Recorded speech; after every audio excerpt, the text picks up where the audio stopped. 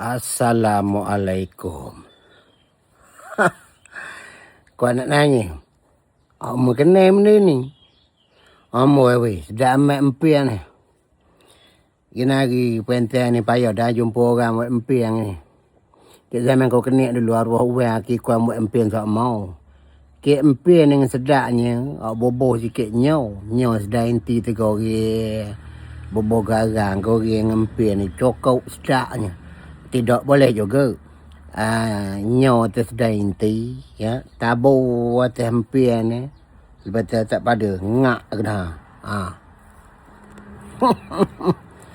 Selak amat pun. Kek lah. Zaman kena hari payah lah sikit nak dapat empian ni. Ane kau kan jual. Kek tak semua tempat ane. Zaman kau kenek lu, tak ada air kedah je. Hari mungkin empian ni sama dalam malam. Boboh dek uang kau tu.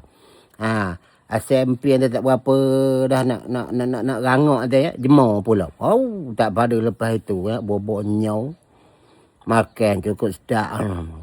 Orang kenari tak apa reti dah. Budak-budak Gen Z ni tak reti makan empian. Orang tua-tua je reti makan empian. Kuan ni sebab itulah.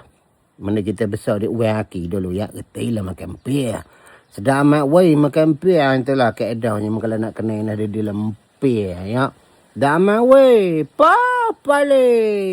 Duduk pula bawah pokok pisang nah. Tiup dah angin mata koyu. Kita darah letak. Gitulah gayanya ya. Pergilah cari impian sedang ada lagi orang jual. Mengingatkan nostalgia zaman dulu kali. Makan impian sedap amat. Warna hak hijau, warna hak putih. Hak putih. Berapa ringgit sepekan nanti ingat dah beli nak masa makan empian. Gitulah keadahnya. Apa le?